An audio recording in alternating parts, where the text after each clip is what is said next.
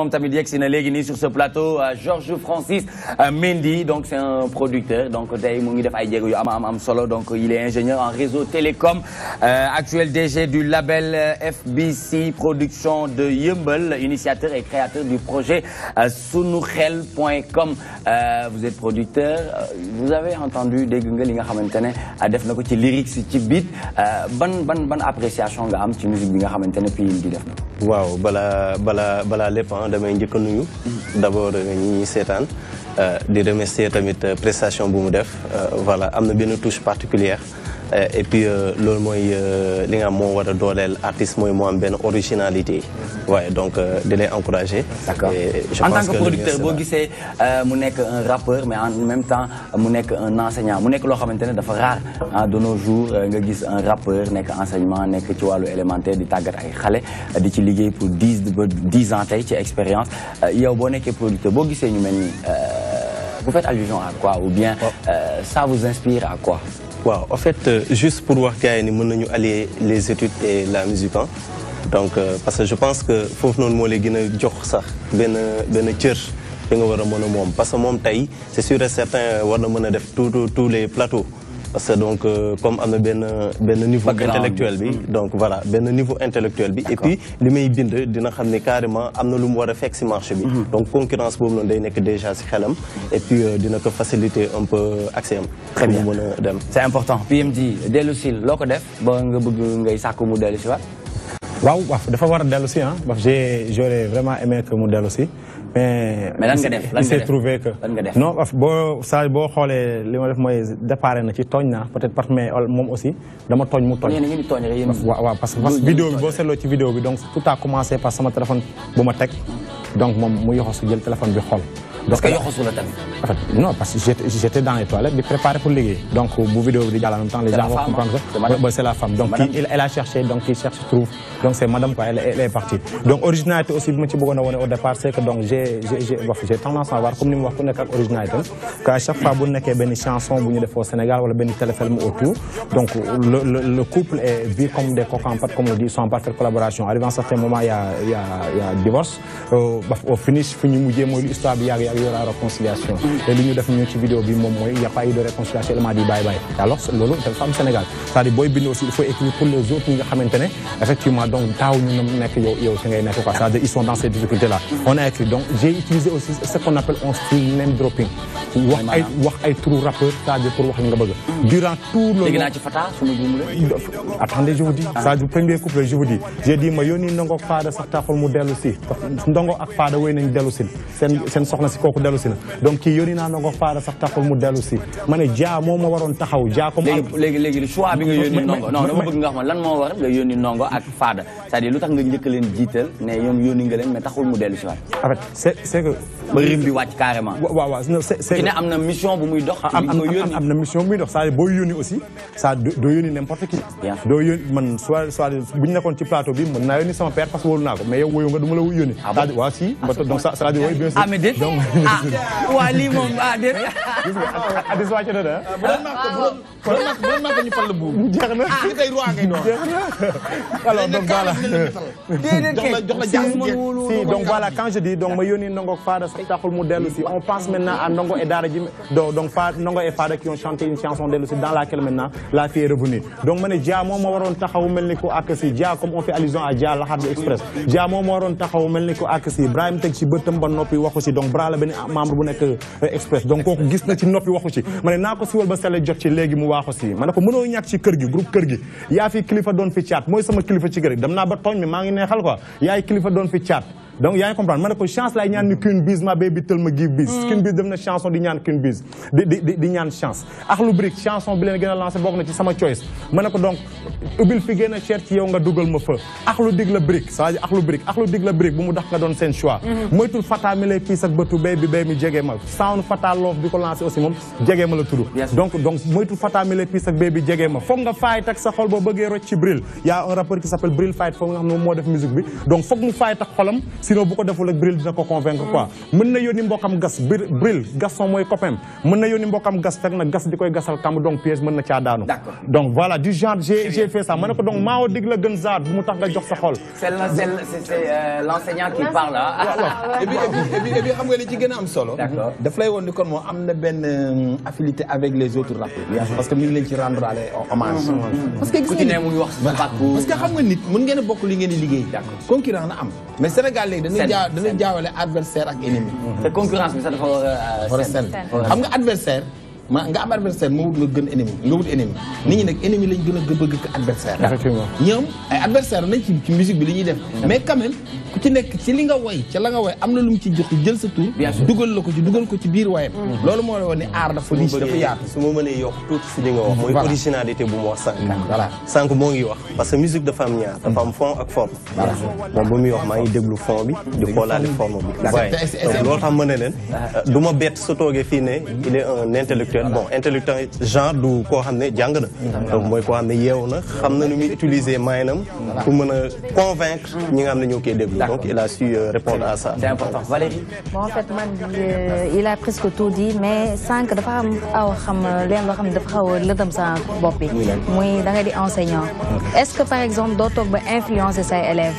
Par exemple que ca waroon nekk architecte ne ah man de sama maître rappeur la est-ce que man du ma dem nekki rappeur? waaw mais influence xam nga aussi. xam nga amoo ci benn anecdote par exemple benn xale ñëw di la suivre naa la ah monsieur bëgg a mel ni yow. non xam nañ ko parce que man depuis man ça fait 10 ans maa ngi ci et puis ça c'est pas ma première vidéo donc aussi depuis man Matam c'est vrai que ñooñu Matam sax c'était pas trop mais Diourbel les gens savaient amoon naa élèves yoo xam ne dañ doon ñëw assister fekk man souvent may def. Vous avez servi dans les régions? J'ai servi mon premier poste c'était Matam à Nguidjologne chez Sada Ndiaye. J'ai servi là-bas pendant 2 ans après je suis venu à Diourbel j'ai servi là-bas pendant 6 ans et là je suis assez numéro de parce que j'ai 2 fois. Alors donc élève bi man su ma influencé élève lu baax la. xamu tax parce que influence moo gënal école man gënuma école en di rap dama nekk di jàng ba pare jàngale jël sama xaalis samay moyen bopp regarde la vidéo qui passe je l'ai tourné avec Gabi. Regarde la vidéo j'ai dépensé plus d'1 million di dem ça avec mes propres moyens. su may conscientiser élèves yi loolu laa di wax de dund leen seen passion bu ngeen di football tam jàng leen ndax suba ngeen mën a nekk entraîneur bu aay bu ngeen di bëggee musique tamit jàng leen ngir suba ngeen mën a fayal seen bopp studio du ngeen fëgg bureau kenn mu leen ci yàpp c'est-à-dire en fait loolu influence aussi loolu la influence bu bon kay mooy ki nga xam ne jàngatoo génn nga ci koñ bi di yuuxu booy ne yow lañ faa topp la ci yëfu dof yooyu mais di jàngale tu es correct doo sol wàcce sa tubéy si classe tu fais correctement tes choses tu es à l'heure déjà rappeur dafa am style vestimentaire am. waaw non loolu sax amul c'est la style vestimentaire amul le rap c'est une culture européenne donc américaine donc chez nous c'est une civilisation ñun dañ koo ab lu ñu neex lañ koy booleel bu ñu neexee tey ma def caaya ñëw bu ma neexee tey ma suis plutôt Baye Fall que lii quoi soit style bi lu ma laaj ma def ko man du kaana du ma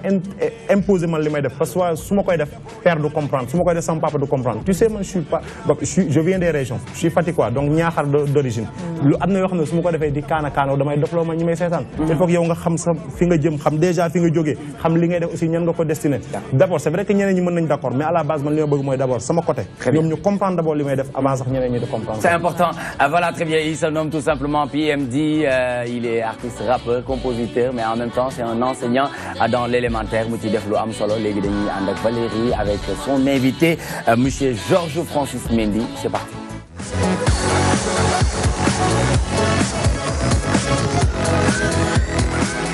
Voilà, donc aujourd'hui vous traitez la nouvelle technologie li nga xamante ne mooy c'est la nouvelle communication ci wàllu musique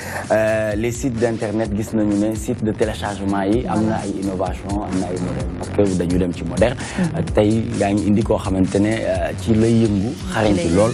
muy Georges Francis Mendy. donc moom tey mu fas yéene waxtaan ci li nga xam ne moo di plateforme am donc mu tudd suñuxel.com xam naa ne dañ koy bàyyi mu daal di développer mu wax ñu ci plus amplement lan mooy suñuxel.com. waaw suñu xel di benn programme bu ñu jot a créé juste pour réduire benn coono boo xam ne artistes yi ñoo ngi ko doon def ñoo ngi ko doon am en même temps indi innovation ci kaw art bi donc suñu xel li tax ñu créé ko dafa di problème boo xam ne c'est une longue histoire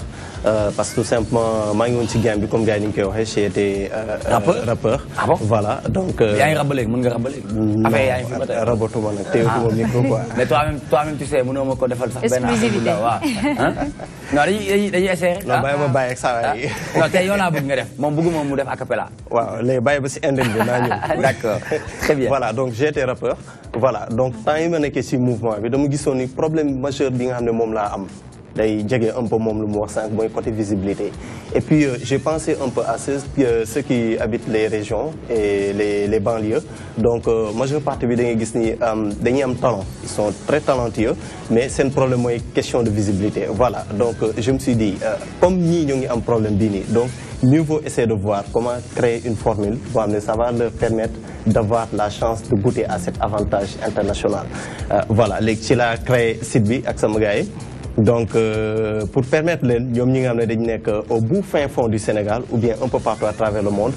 fu ñu dëkk la ñuy nekk dañu am juste accès à internet ñu télécharger fiche au questionnaire bu nekk ci biir au lieu ñuy déplacer wu di ñëw di gis ci journaliste bi di def échange peut-être par faute de moyens ak distance bi donc mën na doon ay contraintes voilà dañuy télécharger fiche bi soit en anglais ou en français pourquoi ñu def ko français wala anglais parce qu'on a passé un peu à ceux qui habitent ou bien qui sont dans des zones anglophones parce que au début français lañ ko defoon mais dañ gis ni yeneen dëkk yi dañu doon bind dañuy laaj pourquoi pas ñoom war ñu mën a bokk ci biir projet bi léegi suñ télécharger fiche bi ñu répondre aux questions donc au questionnaire donc à tête opposée après envoyer ñu fiche bi avec leurs œuvres et une photo on va procéder à leur publication gratuitement sur internet. Très bien, c'est important, c'est innovant mais tamit est-ce que doo leen di dund ay jafe-jafe par rapport ak yeneen application lu ci mel ni ay WhatsApp nga xamante ne tamit moyen de communication la ñu bëri léegi vite fait ñu mun la yónnee seen son nga mun ci def liñ ci war a mën a def mun a waaw une question très pertinente mais je dirais non vous savez pourquoi parce que ci biir innovation suñu xel di nga am possibilité lire article artiste bi voyez découvrir œuvre en même temps voilà damay en fait moom daf may envoyer juste œuvre voyez donc découvrir œuvre en même temps di nga gis comme artiste 100% artistique la di nga ci gis cinéma africain des films africains voyez de la comédie des théâtres di nga ci gis aussi les plasticiens am nañ ci part di nga ci gis tamit les danseurs et cetera donc du coup yow li nga wax noonu muy WhatsApp moom benn possibilité la mën a jox mooy peut-être am lu ñu tuddee léegi inbox loolu lay jox alors que fële day réunir tout cela en un seul. Voilà non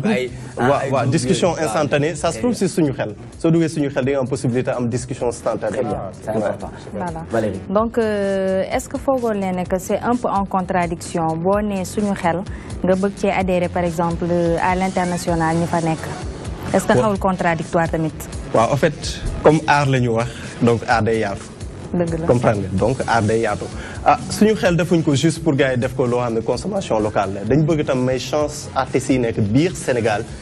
ñu mën a am ouverture internationale donc ñooñu suñu amee possibilité de découvrir li nekk fii ñoom tam dinañ bëgg a ñëw tamit sotti un peu lu ñuy def mu mën a doon benn échange culturel wala métissage culturel international.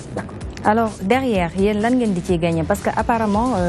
si je comprends bien c'est gratuit da ngeen nekk dans le bénévolat ou bien après ressources yi noo leen koy retirer. Quelle question en fait gratuité ok loolu lañ mën a wax ci kaw publication artistes yi ñuy def parce que dañ leen di aider parce que on a été artistes et on a enduré ñoom actuellement ce qu'ils font face voyez mais lépp lu jëm ci côté bénévolat bi nga wax noonu mooy acte personnel bon apport personnel bi nga xam ne ñun ñoo koy def donc on supporte les coûts ak yooyu noonu mais revenu bi day doon ci kaw visite yi ñuy gagné comprendre visite yi ñuy gagné côté AdSense et cetera ak ku bëggoon a ñëw personnellement bëggoon na am leen looy publier ak yooyu noonu donc là soo se defalee suñu logo vous serez obligé de passer par le service commercial. Très bien Adjara. man si côté communauté dafa mel ni su may xool c'est comme une communauté donc nit ko ñu bëri ñoo ñëw di visiter di am même ay discussions instantanées et tout alors est-ce que yéen si seen bi projet bi vous pensez à peut-être regrouper des artistes créer faire des festivals et tout. si bon xam projet day laaj étude. donc projet dañ koy étudier xam déjà lépp lu jëm ci coût ak yooyu noonu xamaale contrainte xamaale tamit la moo tax projet bi di dund ak la moo tax muy avancer. voyez donc parce que projet boo xam ne da nga ko créer bëgg mu am un lendemain assuré day doon projet boo xam ne day juddu tey disparaître suba. alors que suñu xel am na ay manifestations yu nekk derrière yoo xam ne day ñëw comme instant yi eggaguñ sax fu ñuy amee 1 an donc mars passé lañ ko lancé. On en est à combien d'artistes ci biir plateforme bi. Bon actuellement on en est à notre 3e édition bu nekk dinañ publier quelque chose comme 55 artistes. Voyez, sénégalais comme étrangers parce que ci biir étrangers yi am nañ si ñu jógee Cameroun Côte d'Ivoire la France Belgique États-Unis un peu partout à travers le monde donc luy màgg la donc luy màgg itam day àndaale ak ay projet ay manifestations ak yooyu yëpp mais loolu luy ñëw la. C'est important donc moom la ñu invité tey ci actualité musicale il se nomme Georges Francis Mendy c'est l'actuel DG du label FBC Production de Yeumbeul initiateur et créateur du projet sunuxel.com donc ñuy waxtaanee lépp li nga xamante ne rek dafay yóbbu culture ci kanam ki nga xamante ne moom mooy Djiby tey dégg nga tey est-ce que yow jotoon nga am xarañtewu xam ne xeetu application yooyu noonu mu ngi nekk en vigueur maanaam ñu ngi koy utiliser ba yow nga war cee mën a gis sa bopp am say morceaux yoo xamante ne moom ci. non parce que man tamit fii sax moo tax ñu xamante te yi mu expliqué nii yëpp man jotuma ko woon xam nanduma ko lu bari bu weesoo ay Facebook WhatsApp wala Twitter affaire yooyu noonu mais yi mu expliqué lii nii lu am importance surtout ci côté ban benn appui la boo xam ne ñun dinañ ko am parce que man comme que xam naa ko pour ma jafandu ci moom day comme li ma la doon wax sànq ne affaire dafa xaw a jafe mais comme moom bu tegee affaire bu mel nii nekk ci banlieue keneen amaat beneen idée bu mel noonu tegaat ko bu yàgg dina yombal yëf yi daal. waaw. très bien yaa ngi joué foofu ca théâtre de Verdure nekk fi nga xamante ne moom mooy Pikine mais tamit am na benn boîte de nuit bu tudd Paris Dakar nekk ca Kër Massar nga fay tàmm di joué foofu noonu ñaata yoon ngay tàmm di joué ci semaine bi wala week-end bi et puis éventuellement yooyu noonu boo koy def ci ñan ngay tàmm di collaborer pour def soirée yu mel. waaw foofu nag waa Kër Massar. dafa am ay jeunes yu nekk foofu yoo xam ne samay morom lañ ak ñoo xam ne samay rakk lañ ñoo xam ne samay mag lañ ñoom ñoo formé foofu benn fans club tuddee ko Djiby Family foofu la turu orchestre bi jógee sax ñu tuddee ko kii bi ñoom ñooy taxaw rek ñeema ñun kat tey dañoo sentir mois sangam nga def ci ñaari date Paris Dakar ñëw indi teg neema jour tel ak jour tel bëgg nañ nga def lii ak lii ak lii ak lii ci ñoom rek laay jafandu def ak sama manager parfois mooy dox yenn yi ak léeg-léeg ñu am benn association boo xam ne day nekk Pikine mooy woote théâtre Verdure ne dafa bëgg ñu jouer ko soirée wala dîner de gala yooyu la ñuy kii rek mais gars yi ñoom ñooy teg seen i projet mais teewul ñun tamit dañ ciy gën a jafandu pour mën a teg waaw. C'est important merci beaucoup kooku mooy Djiby Sarr donc Djiby nekk foofu ca fi nga xamante ne moom mooy Kër Massar di ndaw di def ay jéego yu am solo ci lépp li nga xamante ne rek dafay jëm ci wàllu musique PMD de la dernière génération vous maîtrisez la technologie moom bu ñëwee en tant que producteur nekk teg benn label production de Yeumbeul initiateur li nga xamante ne moom mooy projet wu sunuxel.com en tant que rappeur aujourd'hui ban sensation ngay am ci innovation. Sans trop hésiter et non pas dafa yëfu enseignant ne fi di poser question j'adhère directement tey bu ñu jógee ci plateau bi directement je vais commencer à. mais est-ce que yow instant bi am na plateforme boo nekk di liggéeyal par rapport ak sa single yi nga jot a génne YouTube non je suis juste dans YouTube et non ay plateau ay 10 heures ak yooyu noonu def ma compte certainement le maxi qui va sortir te ci projet yooyu la nekk je pense bien pouvoir maintenant travailler avec lui actuellement comme le maxi aussi sera gratuit moi je préfère ñu def lu ñuy wax donc du de for us by us donc par nous et pour nous. Ne soyons pas des complexés ñi nga xam ne WhatsApp déjà tur anglais la WhatsApp j'ai des amis français yoo xam souvent boo leen laaj application non on ne connaît pas WhatsApp ñoom leneen la ñu xam ñun jël nañ ko Sénégal ba mel ñun ñoo ko créé il faut que maintenant ko suñu xel ñu dugg ci donc télécharge ko de telle sorte que ñeneen ñi nekk ci des trucs la yoo xam ne man peut-être xëy na bu ma ko amoon man à l'avance bu ma ko teeloon a gis ni ma relanté nii ci sama carrière xëy na peut-être jooyu ma carrière bu lante mais de toute façon ni affaire bi yéexee nga ko woon a yéexee man je sais man bi ma nekkee bi ma jógee Matam c'est-à-dire bi may dugg ci enseignement boo fekk na ma commencé génn single au moment où nous sommes fi ma nekk nii waxuma la ne lu ma xaw a génne am naa presque lu mat ay 15 titres yoo xam ne enregistré nañ ko masterisé ko ci studio yu mag a mag amoon naa sama position géographique lu ma permettre pas ma génne affaire yu bare dama génne sama vidéo baay bi def ko ak Diabo Express tourné ko Gabi c'était en 2010 non 2010 xam ne c'est une vidéo de qualité alors que donc la promotion était insuffisante je me suis dit que c'est vrai je peux pas à chaque fois di quitter Diourbel di bàyyi classe di ñëw Dakar week-end rek nga am wàcc nga vendredi ñëw def benn émission samedi bëgg a dugaat dimanche mais suñu amoon genre plateforme yi donc doo fa nekk parce que avec net bi tey mën nga nekk Diourbel mais ñu nekkal la Dakar net bi am na doole goo xam ne foog nga toog sa kër pour seetaan télé mais avec le net maintenant avec sa téléphone yow foo dugg sa oto foo dugg sa ruq yow yaa ngi sa téléphone tu regardes les vidéos que tu veux maintenant tu télécharges les chansons que tu veux donc des genres de trucs la yoo xam ne vraiment donc c'est venu à l'heure et puis lii moom fa la ñu mujjee su ma génnoon CD tey Adjara mën na ko bëgg a jënd xëy na pour jàppale PMD mais malheureusement elle va acheter le CD chez elle n'aura plus de radio CD amatu ko très bien franchement amatu ko donc da koy jënd ne sama góor de moo ko génne waaye yaay aw ma fu ma ko teg yow teg ko jooyu après booy loolu quoi donc genre yi nii fi nga mën a nekk adhéré aussi bañ a dugal sa xel ne non waaye daf may nax ndaxante leen waxtaan leen parce que Sénégal loolu la à chaque fois rek non daf may nax lan la ci am lan lay am ca ginnaaw il a eu maintenant l'intelligence nañu naxante c'est important Alaaji Sala Bigué Ndiaye ci jamono yi nii boo yeewoon feu Abdoulaye Mbuub mbaa nga yee ki nga xamante ne moom mooy Pape Seck Dagana ne leen musique léegi doxeetul nii ci cassette dem ci Talla Diagne dem ci moo xam Gajaga loolu waaw amatul lii am léegi moo ngi jàll ci internet bi ndax ku ci mel ni suñu mbokk mi nga xamante ne moom mooy Georges Francis Mendy génnee li nga xamante ne mooy projet sunuxel.com tey gis nga ne am na jéego yu bëri yoo xamante ne musique def na ko tamit. waaw surtout xam nga sax li ci gën a am tur bi saa sonn sunuxel.com tur bi dafa am solo d'abord mooy PMD Pape Made Diouf xam nga dafa am tur yoo xam ne boo ko déggee rek da ngay xam ne lii sa yëf la yaa mooy li naan ça sonne à l'oreille ça sonne bien à l'oreille donc nag li nga wax dëgg la am na ñoo xam ne bu ñu leen yeewoon et puis du loolu ci lépp la amoon ay temps ñu daan bëri ko gerte dërëm bëri ko gerte maanaam saako 100 kilos dërëm ñooñu tey boo leen yeewoon tey ñu leen benn xale bu ndaw mun nga wax jo juróomi dërëm mu jënd gerte ngëpp ko ci loxo mbete ku ne Zimbabwe brouette di jëndi fay ama tey ñu juddoon ay bëri ko dërëm dëgg la génn àdduna buñ leen fëggoon tey ni leen juróomi dërëm mun nga ko jox xale mu jënd gerte mu ngëpp ko ci loxo xale bu am 2 ans te du fees danaa la amul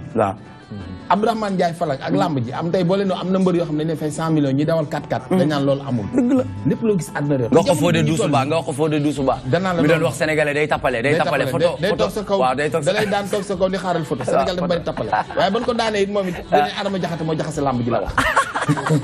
kon tappale bi dafa ñëw tooñ xam nga léegi jamono moo toll foo xam ku amul xam-xam da nga sàggan ku amul xam-xam da nga sàggan parce que jamono day dox depuis la mesure ñuy dem léegi sama benn boy nee na ma dinañ dem ba père téléphone dootuñu koy da nga naan nii taxaw wax maa la wax dem non nañ ko sóoraale dañ ko sóoraale de da nga naan nii taxaw wax dem allo dina ñëw day ñëw te bis bu ñëwee ne di nga xanaa puce la ñuy def ci yaram yi booba xam comme carte biométrique yi jamono mooy dox ba nga xam ne dara dootu jafe bu njëkk ba dañu bu for yombee sëgg jafe mais léegi for yomb na sëgg jafe moo tax man la ko amul xam-xam da nga sàggan te yu mel nii yow ci banlieue bi nga nekk ki nekk ci banlieue bi kii tey nekk booy Diourbel di fa jàngale ci région yi donc dafa am benn mu ngi jàngale fii Parcelles Assainies unité 3 voilà Seydou Nourou Tall waaw léegi am na benn complicité bu war a am seen biir tey yàlla dafa ngeen bokk plateau fii ci TMTC yéen boo leen fi jógee rek déjà war ngeen am lu ngeen liggéey link bi dugg non seulement yéen mais am na ñoo xam ne ñi ngi ci ginnaaw 90% ñi ngi seetaan dañu ndekete lii am na donc loolu mooy jàppal ma c'est important loolu mooy jàppal ma te vraiment ma leen ci encouragé sama fils moom ma koy encouragé parce que Pikine lañ dëkk d'accord kee bi jee batterie man tey daf ma bett doomu àll jóob la tabala la daan tëgg di tëgg sabar mais nag su ma gisee géwél bu tëgg sabar wala batterie du ma jaaxal Boy Gris bi nekkoon ci Super Étoile Maguette Dieng cool la daan tëgg mais mu jig ne batteur la nekk kon góorgóorlu Moussa Traoré amoo droit te Lemzo Jamono Moussa Traoré te Lemzo Jamono mi ngi noonu tey mu ngi nii moom nekk na ténor ci li nga xamante ne voilà loolu moo lay woon ne gis nga musique dafa yaatu te gis nga kii li ko woyloo nii xamu ko mën nga nekk ci benn affaire talent buy nelaw ci yow la dañuy jékki-jékki rek luy déclenché la bu génnee da nga ni ndekete man lii mi ngi woon ci man bien sûr moo tax loolu la ñuy wax talent caché ku ne am na waaw te am na potentiel c'est important Valérie dernière question à l'endroit de monsieur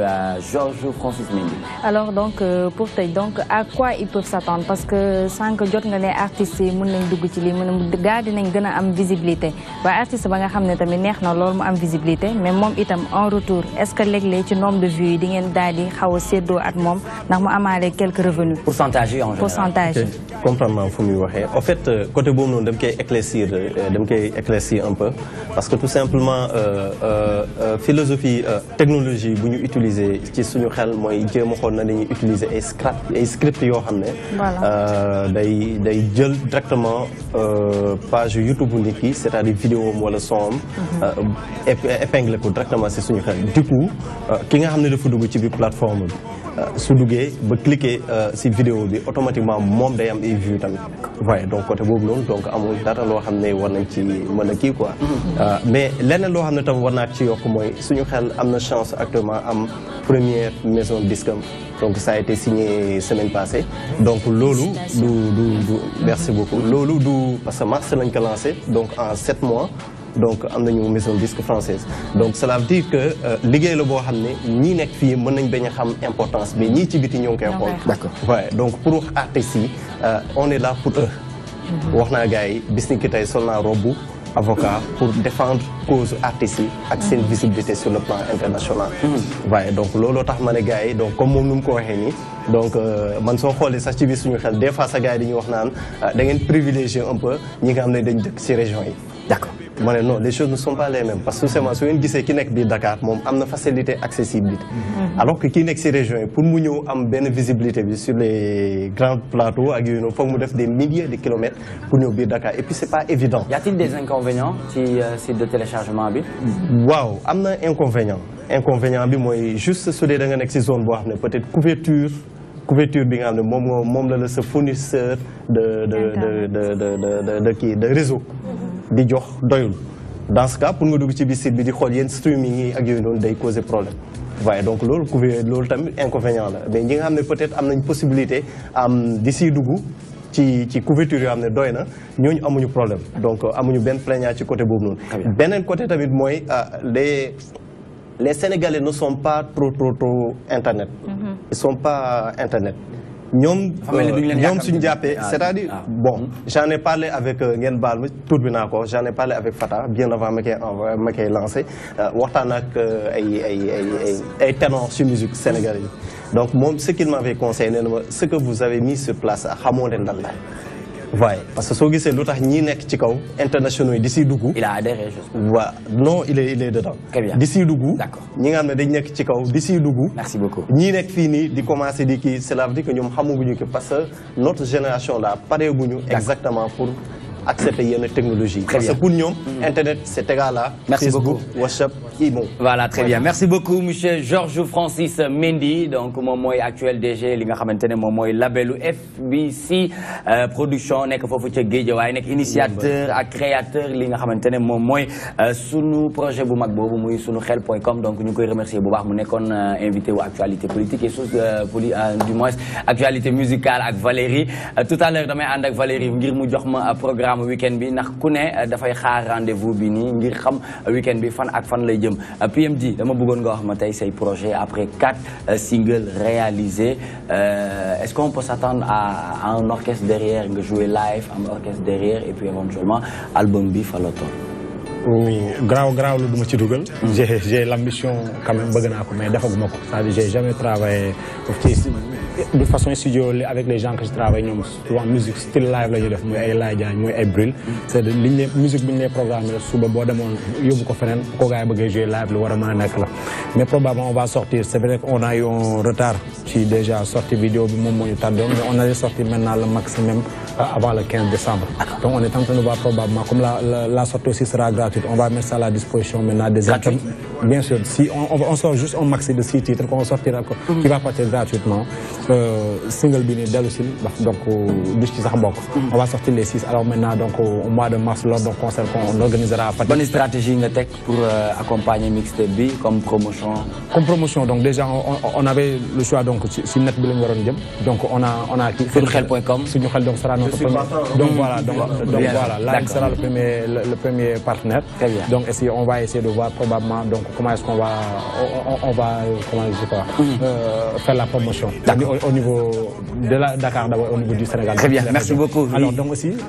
au mois de mars aussi on sort maintenant la mixtape. Lors d'un concert à Fatick qui sera accompagné aussi d'une 3e vidéo. Aussi donc lors de ce concert là on va lancer vidéo et lancer aussi mixtape. La mixtape aussi du Cher. Il y a déjà un single sorti boo xam ne enseigne ko pare moom mooy annoncé sax loolu. C'est le single qui dit max bi gratis waaye gis step bi sax du cher. Ren la moment propice mer mënuñ ci mën a xeer def ko job ma def ko passe-temps job ba suur jox la restant. Donc il y a déjà le kontaan naa jërëjëf. C'est important, c'est toujours dans toi-même tu sais beneen daanaan mu di Djiby Sarr nekk foofu ca Kër Massar ànd ak orchestre moom tamit c'est important ñu xam li nga xamante ne nekk na ay mbébétam ci jamono ji nii ginnaaw am nañu xel bu rafet ne di nga am lëkkaloo ak sunuxel.com ànd ceeg monsieur Georges Francis Mendy tey nii ci lan la ñu mën a xaar Djiby ginnaaw 2012 ak tey mu ngi bëgg na album bëgg na single mais mu ngi ci liggéey bi ci lan lañ la mën a xaar. waaw instant yi ñu ngi ci projet tëgg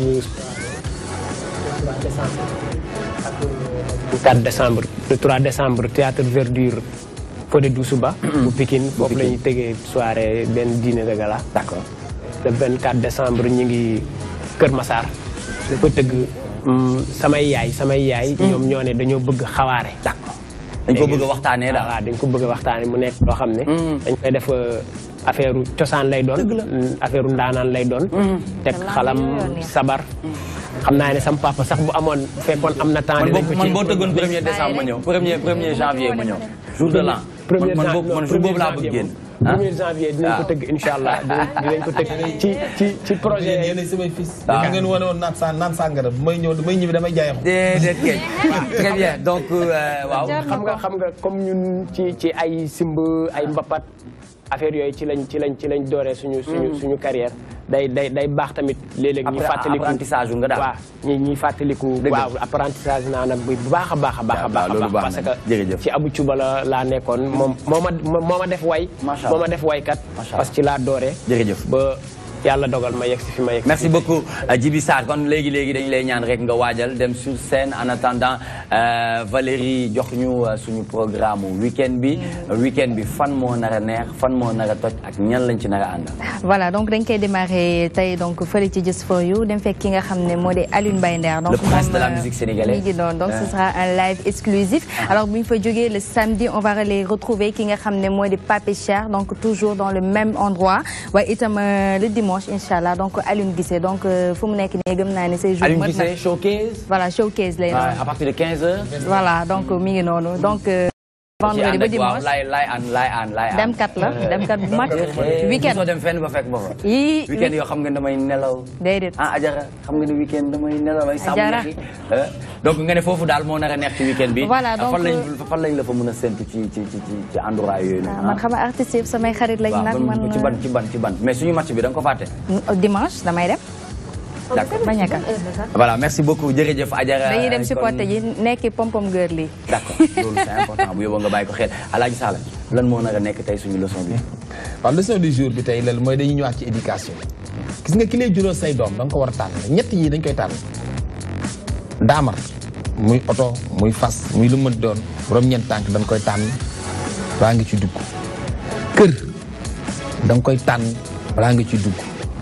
soxna da nga koy tànn balaa nga ci dugg comme jabar comme jëkkër aussi. parce que ki lay jural say trésor kooku da nga ko war a tànn mais xam nga boo gisee pëccaxoo bi am ni ci réew mi parce que dañuy def ku nekk da ngay def loo dajal jël te kuy def loo dajal jël loo ci jur jëlal. nga ne.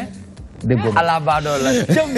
yaa defati noonu jërëjëf sant nañ leen gërëm nañ leen bu baax waaye di leen fàttali encore une fois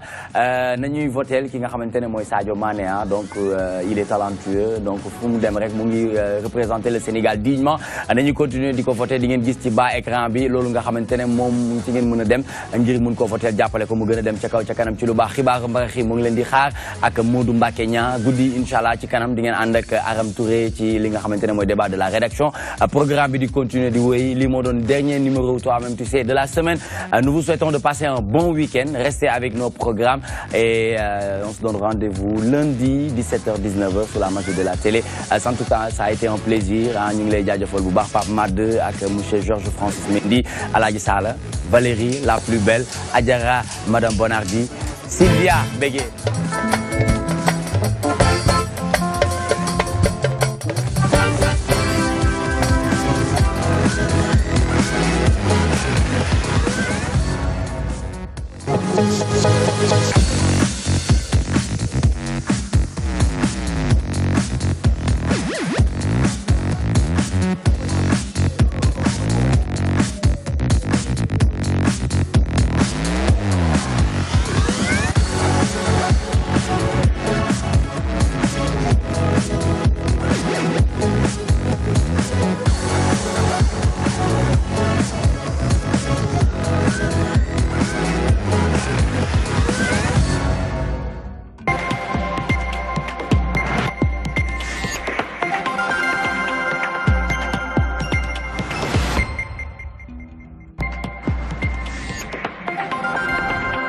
Bienvenue à toutes et à tous sur la DTV. Merci de nous rejoindre pour ce nouveau numéro de Livre ouvert. Il n'y avait que la paix à l'époque, en 1975, quand vous êtes arrivé là-bas. On ne faisait que danser. Voilà. On ne faisait qu'applaudir.